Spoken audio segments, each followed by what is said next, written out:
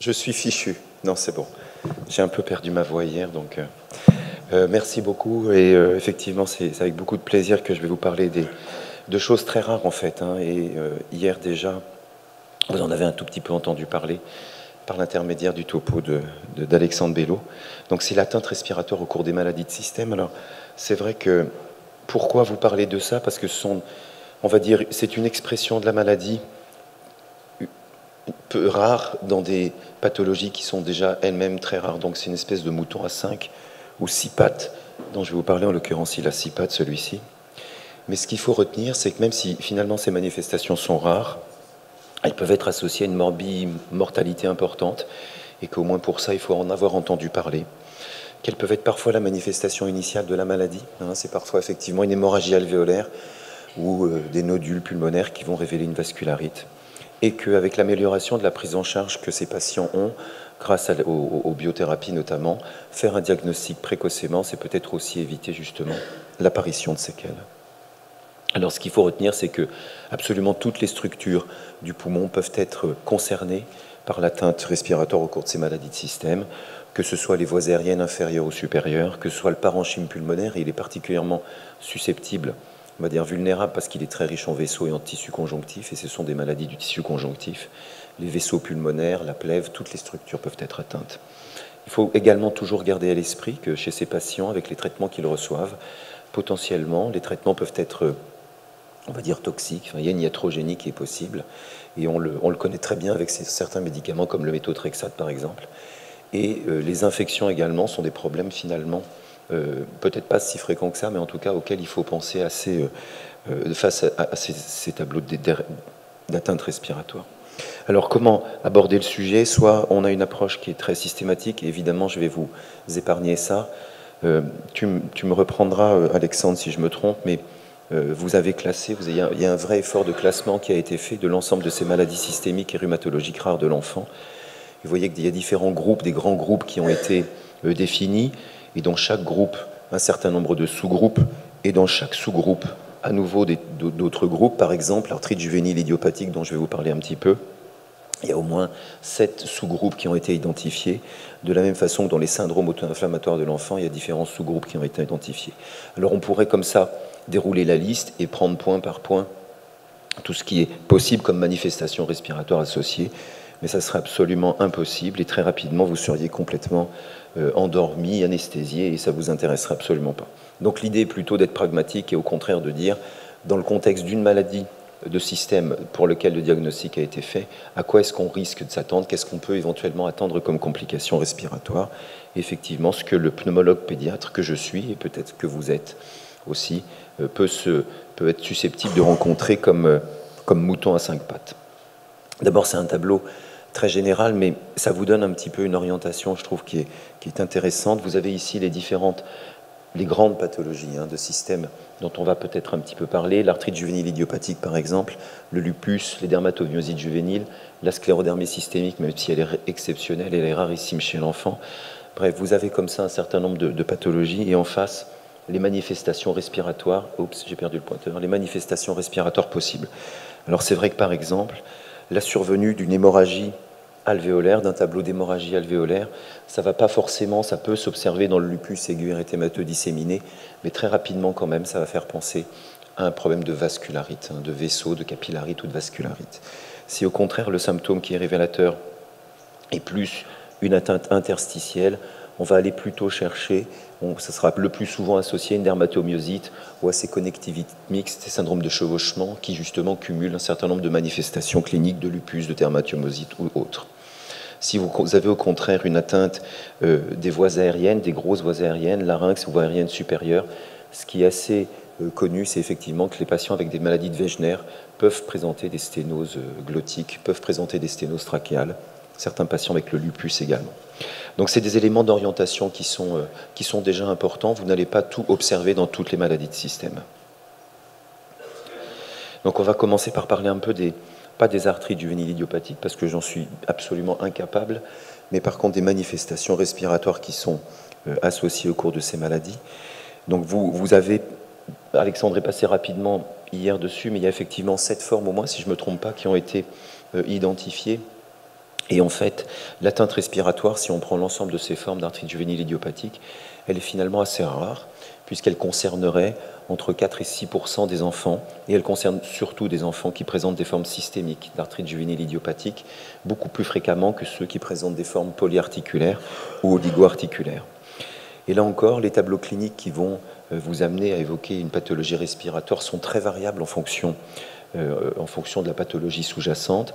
Ça peut être effectivement une douleur thoracique, et à ce moment-là, on va évoquer une pleurésie. Les problèmes d'épanchement pleuraux ne sont pas rares du tout chez ces enfants. Vous pouvez avoir des fois des révélations aiguës, voire suraiguës, et en particulier chez les enfants qui vont présenter un syndrome d'activation macrophagique associé. Et puis il y a aussi des formes chroniques, et Alexandre nous a adressé un enfant qui justement a une forme chronique tout à fait intéressante et pour laquelle justement on a un peu compris le mécanisme physiopathologique. Il y a des tableaux radiologiques qui sont différents, sans les reprendre dans le détail, mais on retombe un petit peu sur les mêmes items. L'épanchement pleural, la pneumopathie interstitielle, les problèmes de pneumonie alvéolaire, on a évoqué un petit peu hier ces manifestations de pneumonie organisée, de BOUP, qui peuvent être observées au cours, par exemple, de l'arthrite juvénile idiopathique. Et puis les anomalies fonctionnelles respiratoires sont assez fréquentes. C'est vrai qu'on n'a pas l'habitude d'explorer ces enfants ou de les suivre de façon assez régulière par des explorations fonctionnelles respiratoires, mais si on le faisait, on aurait des anomalies dont on ne sait pas d'ailleurs toujours quoi faire, mais c'est quelque chose d'assez fréquent, en particulier les syndromes restrictifs sont fréquents chez ces enfants et les anomalies de la diffusion du CO également.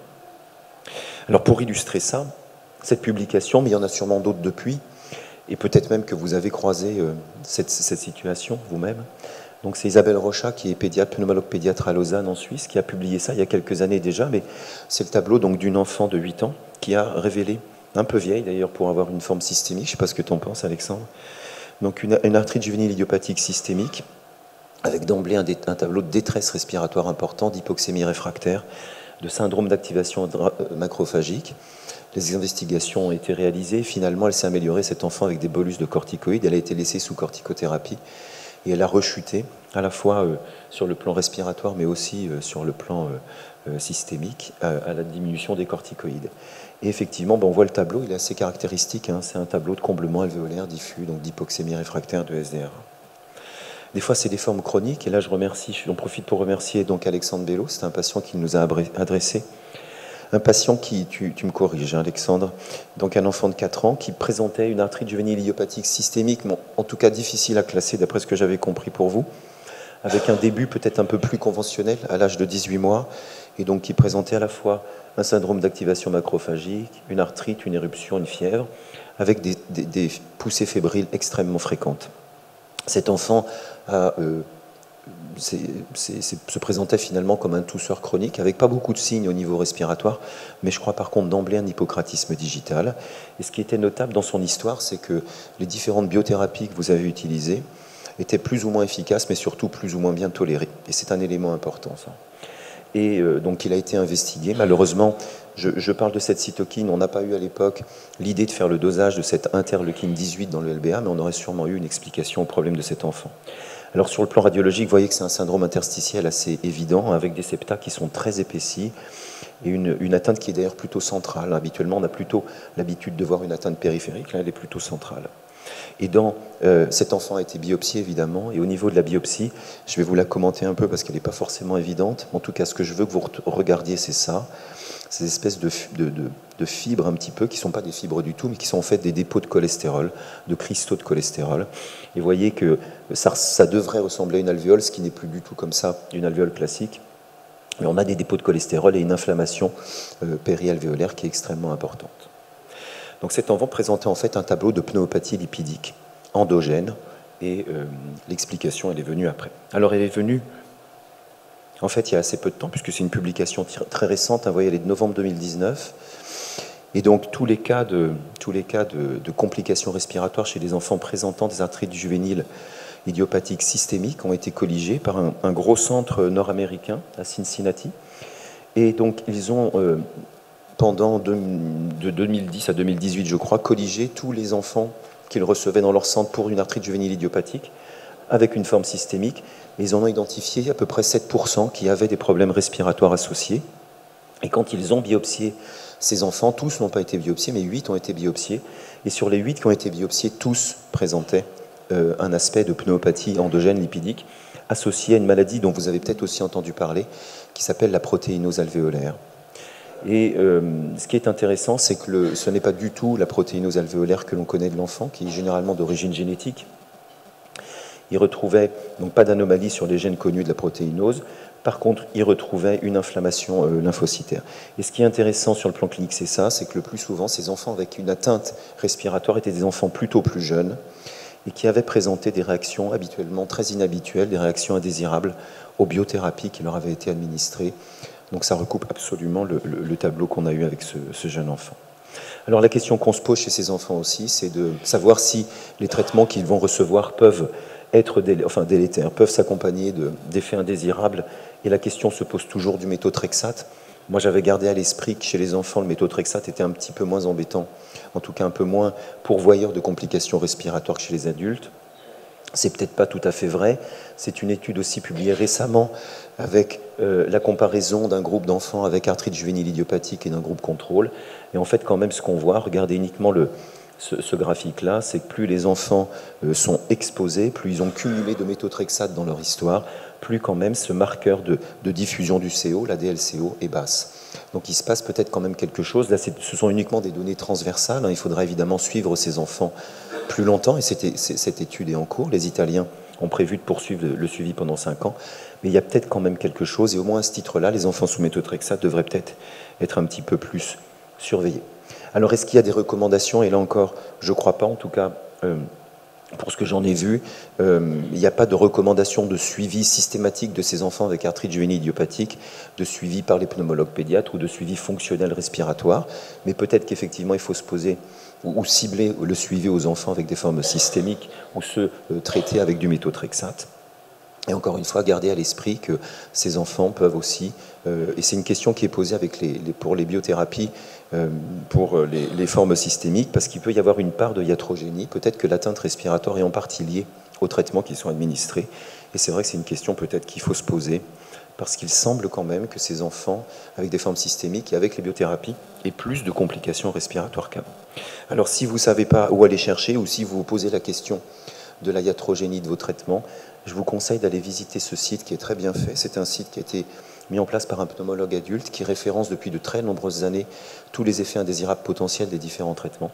Et effectivement, quand on rentre un certain nombre de molécules, vous voyez que potentiellement, il y a tout un tas de complications respiratoires associées. Donc si vous posez un jour la question, vraiment n'hésitez pas, pneumotox.com.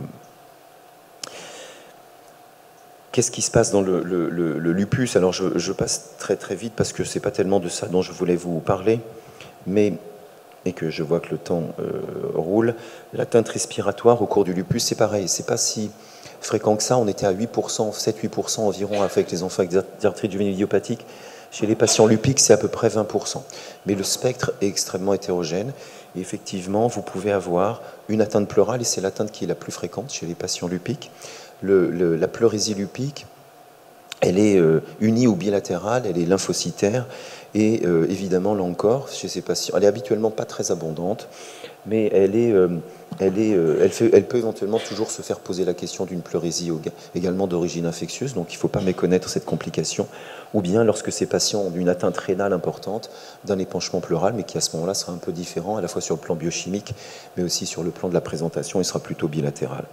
Il peut y avoir une atteinte musculaire et une atteinte des voies aériennes. On entend très très souvent parler de ce qu'on appelle du syndrome du shrinking lung. Comment je vous le traduirai en français, je ne sais pas, peu importe d'ailleurs. Mais ça correspond à une espèce de paralysie diaphragmatique ou de parésie diaphragmatique avec des patients qui ont des douleurs thoraciques et qui ont une atélectasie, une élévation des coupoles diaphragmatiques à la radio de thorax. C'est des patients également qui peuvent présenter des atteintes structurelles des voies aériennes, des grosses voies aériennes, un sténose laryngotrachéale, c'est pas fréquent, mais c'est quelque chose qui est connu. Avec le Wegener, c'est des choses qui sont décrites, ou bien de tableaux de bronchiolite oblitérante constrictive, on en a parlé un petit peu hier dans un autre contexte. Il peut y avoir une atteinte parenchymateuse, elle est quand même très très rare chez les enfants. Des tableaux aigus de pneumopathie lupique, qui sont quasiment des tableaux finalement de SDRA. Et puis parfois une atteinte chronique de pneumopathie interstitielle diffuse, mais elle est exceptionnelle chez l'adulte et chez l'enfant. Il peut également y avoir une atteinte vasculaire. Hier, Alexandre vous a parlé du syndrome des antiphospholipides, donc l'apparition de thromboses veineuses profondes ou pulmonaires associées à la présence d'anticorps phospholipides. Alors c'est décrit chez les enfants, bien sûr. Quand la maladie thromboembolique est chronique, il peut effectivement se développer une hypertension artérielle pulmonaire. Chez les patients qui généralement ont un phénomène de Raynaud connu pour être assez intense ou qui ont des anticorps antiphospholipides. Il peut également y avoir des hémorragies alvéolaires, et ces hémorragies alvéolaires, elles peuvent être inaugurales, ça peut effectivement révéler un lupus, ou elles peuvent effectivement survenir au cours du suivi de ces enfants. Et puis il y a encore, quand on a une analyse, une approche un peu systématique, la possibilité d'anomalies fonctionnelles respiratoires ou d'anomalies radiologiques, alors que le patient ou la patiente va par ailleurs parfaitement bien. Et c'est vrai que c'est toujours un petit peu gênant, on ne sait pas forcément qu'en faire. Alors quand on regarde le suivi fonctionnel respiratoire qui a été fait par certaines équipes chez ces enfants, on voit par exemple dans cette étude qui n'est pas très récente, elle date déjà de plusieurs années, une décennie presque, donc 60 enfants avec un lupus. Vous voyez que les manifestations respiratoires chez ces enfants, elles concernent un tiers environ, donc 30%, qui ont eu parfois des tableaux aigus, le plus souvent quand même la pleurésie. On retrouve bien cette complication très fréquente de la pleurésie. Sur le plan radiologique, il y a des anomalies radiologiques avec ces phénomènes de trapage aérique. Ce phénomène de trapage aérique en fait reflète l'atteinte fonctionnelle des petites voies aériennes, des bronchioles, donc une atteinte plutôt distale, des voies aériennes distales. Et puis il y a des anomalies fonctionnelles respiratoires, soit des anomalies de la diffusion, soit au contraire un trouble ventilatoire restrictif. Donc ces anomalies sont loin d'être rares. À l'âge pédiatrique, quand même, ce qui semble être le cas, c'est que la plupart de ces enfants, Lupic, ont des fonctions respiratoires normales.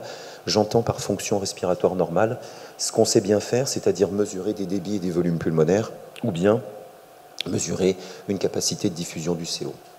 Donc c'est vrai que à l'âge pédiatrique, est-ce qu'il faut surveiller ces enfants? Est-ce qu'il faut faire des explorations fonctionnelles respiratoires? Quand on se contente un petit peu de ce genre de résultats, on a envie de dire plutôt non.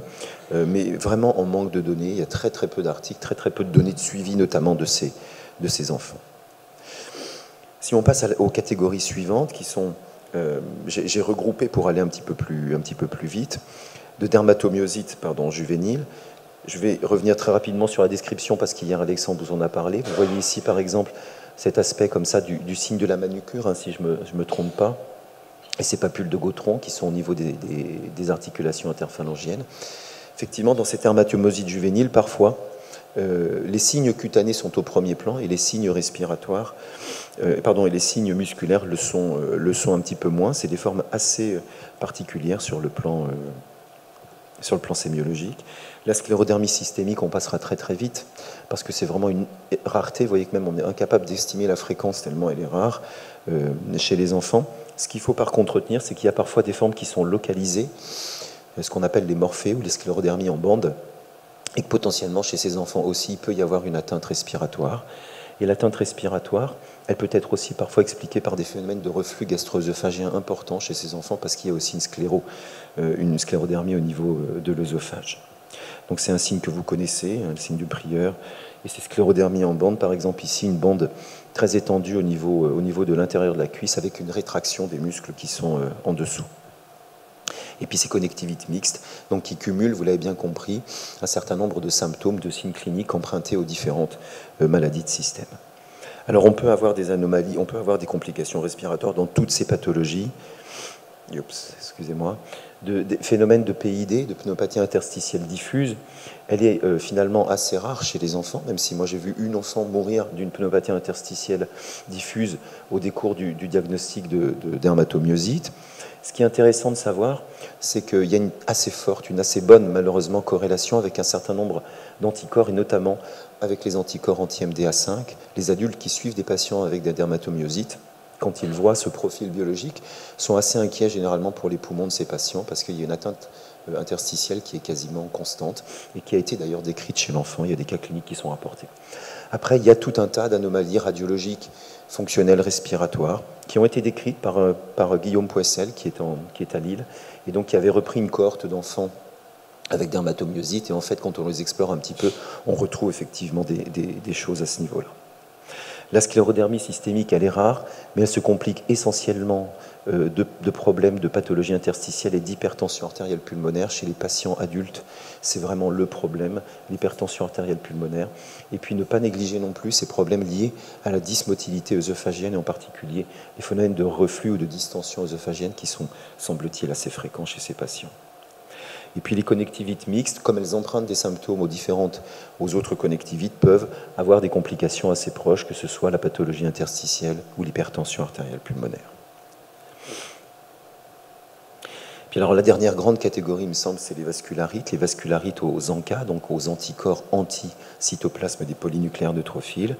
3 grands groupes pathologiques, vous les appelez comme vous voulez, soit vous avez encore en tête le nom précédent, donc la granulomatose avec polyangéite ex-syndrome de Wegener, ou bien la granulomatose éosinophilique avec polyangéite qu'on appelle encore le Churg-Strauss, ou la polyangéite microscopique. Donc c'est vraiment les 3 grandes catégories, on va dire. Et pour ce qui est du syndrome de Wegener, il y a un certain nombre de critères diagnostiques. Et vous voyez que dans ces critères diagnostiques, on fait quand même évidemment intervenir l'atteinte laryngotrachéale et l'atteinte pulmonaire.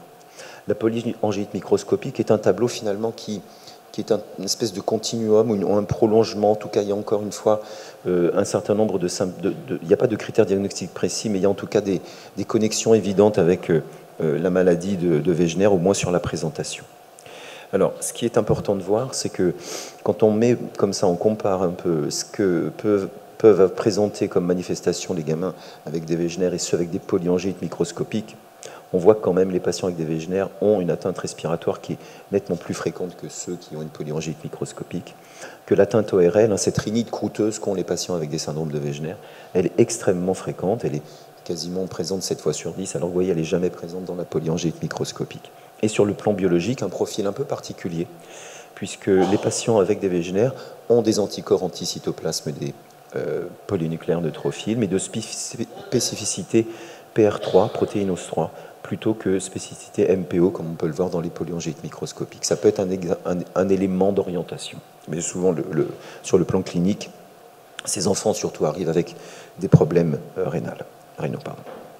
Alors, sur le plan radiologique, la manifestation, elle est, sur le plan respiratoire, pardon, elle se manifeste par à la fois des plages comme ça, vous voyez, d'hémorragie alvéolaire, et ce qu'on peut voir aussi apparaître, c'est les nodules. Et les nodules, ils sont extrêmement fréquents au cours de la maladie de Wegener. Ils sont bilatéraux, ils sont pleins au début, ils vont finir par s'excaver. Et ces aspects d'hémorragie alvéolaire, si vous en avez jamais vu, ça donne ces aspects comme ça de condensation alvéolaire diffus et qui vont être, on dit, labiles parce que le saignement se fait de façon très hétérogène dans le poumon, donc ça va disparaître à un endroit, ressaigner à un autre endroit, et on va voir comme ça ces opacités bouger. Donc voilà par exemple un nodule au cours d'une maladie de Wegener, vous voyez qui s'est excavé, ce sont souvent des gros nodules avec des parois qui sont très épaisses.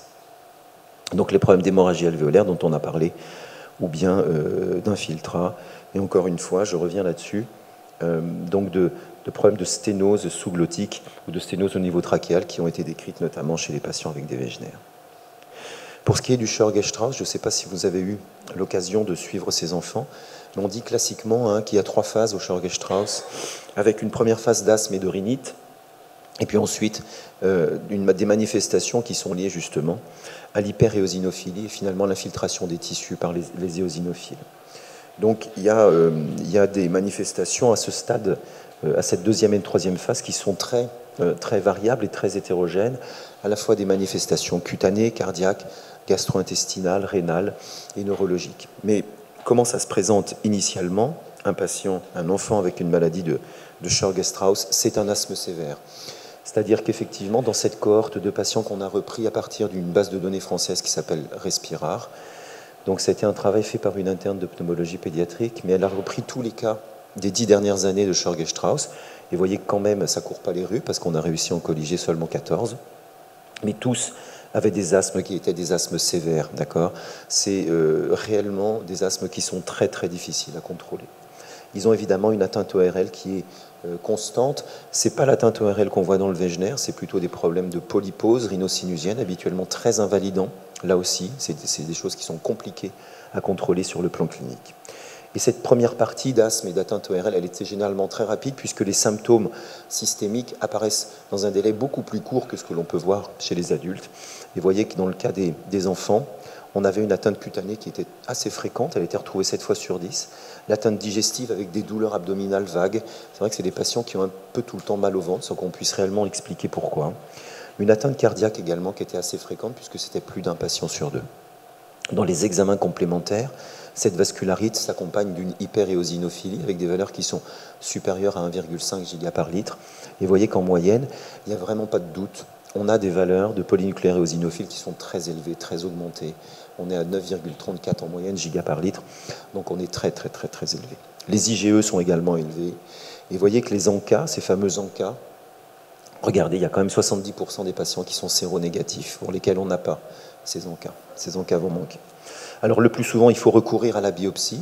Et la biopsie, le plus simple à biopsier, ça va être de biopsier la peau, puisque le plus souvent, il y a des symptômes. Et cette biopsie va confirmer le diagnostic en montrant la vascularite nécrosante, qui est un petit peu le gold standard histopathologique, mais qui va surtout montrer une hyperéosinophilie tissulaire chez ces enfants, et qui donc va permettre, associé aux autres caractéristiques, de confirmer le diagnostic.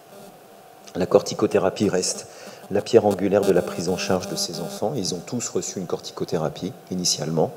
Et puis ensuite, c'est les traitements qui sont ceux des vascularites, c'est-à-dire l'utilisation de cyclophosphamide, de l'endoxan ou de l'imurel, d'emblée ou en deuxième intention en fonction de la rémission et du contrôle des symptômes. Chez les enfants, les rémissions sont beaucoup plus fréquentes par rapport aux adultes. Et les décès, quand ils surviennent, sont plus des décès d'origine cardiaque. Ça a été le cas dans cette série d'un enfant. Et par rapport aux adultes, donc moins de complications neurologiques, mais par contre plus d'atteintes cardiaques et plus d'atteintes digestives, et encore une fois des délais beaucoup plus courts entre cette première phase d'asthme et de rhinite et l'apparition des symptômes, des autres symptômes. Voilà, donc au total, je suis dans les temps, je suis assez content de ça, c'est bien. Donc ce sont effectivement des situations qui sont rares, ce sont des situations qui sont complexes, que vous croiserez peut-être pas beaucoup ou très peu, mais il faut les avoir en tête, et en particulier, on a eu il n'y a pas très longtemps un petit garçon qui s'est présenté avec une hémorragie intra-alvéolaire massive, extrêmement compliquée à contrôler, et effectivement, on s'est posé la question d'une maladie de système sous-jacente. L'évoquer au cours de situations chroniques également, et on en a un petit peu parlé. La prise en charge, elle est forcément multidisciplinaire. C'est absolument inenvisageable de s'occuper de ces enfants chacun dans son coin. Il faut impliquer les néphrologues, les pneumologues, impliquer les internistes quand vous en avez. Le pronostic est évidemment variable, vous avez bien compris, en fonction de l'atteinte sous-jacente. Et gardez toujours à l'esprit quand même la possibilité que ces enfants soient infectés, ou que ces enfants, que ces enfants éventuellement soient soumis à la iatrogénie, c'est-à-dire aux effets indésirables des traitements que vous allez administrer pour les prendre en charge. Voilà, je vous remercie de votre attention. Merci.